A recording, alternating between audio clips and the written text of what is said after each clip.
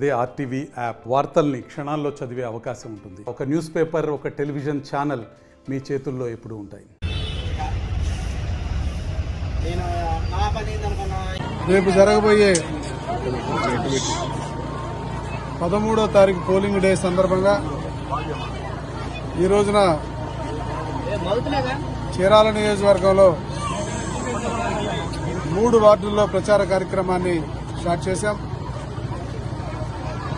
చీరాలలోని 23వ ward, 25వ ward, 26వ ward, ఈ 3 వార్డుల్లో పెద్ద ఎత్తున ప్రచారం జరుగుతుంది.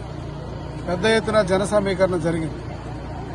ఈ రోజున 5 సంవత్సరాల 11 నెలల కాలం గడుస్తున్న సందర్భంలో జగన్మోహన్ రెడ్డి గారు ఈ రాష్ట్రానికి చేసినటువంటి ద్రోహాన్ని ఈ రాష్ట్ర ప్రజలందరూ కూడా ముక్త కంఠంతో ఆయన యొక్క ప్రభుత్వాన్ని వ్యతిరేకిస్తున్నారు.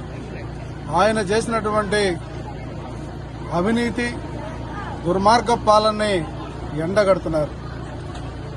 ఈ రాష్ట్రానికి రాజధాని లేని రాష్ట్రంగా తయారు చేసి 3 ముక్కల ఆటతో దాదాపు ఈ 5 సంవత్సరాలు కాలం గడిపేశారు. ఆంధ్రుల జీవనాడి అయినటువంటి పోలవరాన్ని కూడా ఒక్క అడుగు కూడా ముందుకేయకుండా ప్రజలందరినీ, ఆంధ్రప్రదేశ్ ప్రజలను మోసం చేశాడు. ఈ రాష్ట్రంలో ఎప్పుడు గత 19 మంది ముఖ్యమంత్రులు కూడా పెంచని విధంగా కరెంటు ఛార్జీలు 9 సార్లు పెంచాడు ఈ పెద్ద మనిషి. అలాగే ఆర్టీసీ ఛార్జీలు 3 సార్లు పెంచాడు. ఎప్పుడైతే ఈ ఛార్జీలను ఈ రకంగా పెంచారో నిత్యావసర వస్తువులు, డీజిల్, పెట్రోలు అన్నిటి మీద కూడా రేట్లు పెరిగినటువంటి సందర్భం ఈ రాష్ట్ర ప్రజలందరూ కూడా గుర్తుంచుకున్నారు. ఈయన కేవలం 9 నవరత్నాలు నమ్ముకొని ఈ రాష్ట్రంలో ఉన్నటువంటి ప్రభుత్వ ఆస్తులన్నింటిని కూడా తాకట్టు పెట్టినటువంటి గనుడు ఈ రోజు ఈ రాష్ట్రం యొక్క అప్పుని 13 లక్షల కోట్లకు తీసుకొచ్చినటువంటి గొప్ప వ్యక్తి ఎవరైనా ఉన్నారంటే జగన్మోహన్ రెడ్డి గారు. అందుకే ఇతను పరిపాలన ఏదైతే చేశాడో ప్రజలందరికీ కూడా ఎక్కడైతే సంక్షేమం అందలేదో దానికోసమే తెలుగుదేశం పార్టీ సూపర్ 6 అని చెప్పేసి మహిళల కోసం కొన్ని పథకాలను కూడా అనౌన్స్ చేయడం జరిగింది. మరి అప్పటికీ కూడా చాలా మంది బీసీలని 56 కార్పొరేషన్లు పెట్టి బీసీలందరినీ మోసం చేశాడని అంటానికి కారణం ఒక్క కార్పొరేషన్ కూడా 1 లక్ష రూపాయలు లోన్ ఇవ్వకుండా ఒక్క వర్గానికి కూడా 10,000 రూపాయలు లోన్ ఇచ్చిన సందర్భాలు కూడా. మీకు తెలిస్తే తెలుగుదేశం పార్టీలో కార్లు ఇచ్చారా, ట్రాక్టర్లు ఇచ్చారా, ఆటోలు ఇచ్చారా, అనేక రకాల వర్గాల వారీగా వాళ్ళందరూ కూడా సహకారం అందించి ఆర్థికంగా బలహీన వర్గాల్ని అభివృద్ధి చేసినటువంటి ఘనత చంద్రబాబు నాయుడు గారికి దక్కింది. ఏ ఒక్క అభివృద్ధి కార్యక్రమాన్ని నోచుకోకుండా కేవలం కొన్ని సంక్షేమ పథకాలకు మాత్రమే పరిమితమయ్యాడు. ఈ రాష్ట్రంలో ఎక్కడ చూసినా ఒక్క రోడ్డు కూడా సక్రమంగా లేదు.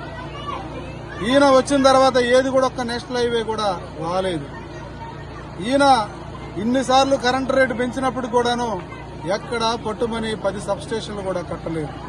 అలాగే 3 సార్లు ఆర్టీసీ ఛార్జీలు పెంచిన గనుడు కనీసం పట్టుమని 1000 కొత్త బస్సులు కూడా కొనలేకపోయాడు. అంటే దీన్ని బట్టి ప్రజలారా మీరు అర్థం చేసుకోండి, ఇతనికి పాలన చేయడం చేతగా కేవలం 4 వ్యక్తులు సలహాదారులుగా పెట్టుకుని వాళ్ళ చేత పెద్ద ఎత్తున ఈ రాష్ట్రంలో దోపిడీ చేశాడు. ఎవరి ఆస్తులు ప్రభుత్వం ఆస్తులు, ప్రైవేట్ ఆస్తులు.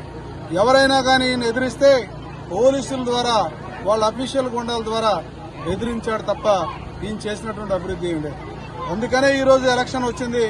ఈ ఎలక్షన్ లో ఖచ్చితంగా జగన్మోహన్ రెడ్డి గారు చేసినటువంటి దుర్మార్గమైనటువంటి ఆలోచనలు నిన్న కూడా చూసాం. Land titling act. ఏంటి ల్యాండ్ టైటిలింగ్ యాక్ట్? దీని ద్వారా ఎవరికి ఏం లాభం చేస్తున్నావు? దీని ద్వారా మిగతా రాష్ట్రాల్లో కూడా బ్రాంచీలు పెడతామంటే ఏంటి నువ్వు చేసేవి? Land title act. దీని ద్వారా ఎవరికేం ప్రయోజనం ఉంది? దీని ద్వారా ప్రజల ఆస్తులను లాక్కొని నీ దగ్గర పెట్టుకొని రేపు పొద్దున ఇప్పుడు దాకా ప్రభుత్వ ఆస్తులన్నిటి కూడా తాకట్టు పెట్టావు. అవి సాలవన్నట్టుగా ప్రజల ఆస్తులు కూడా తాకట్టు పెట్టడానికి ఇంకొక రకమైన రూపకల్పన చేశావని మేము ఈ సందర్భంగా ప్రజలందరూ కూడా తెలియజేస్తున్నాం.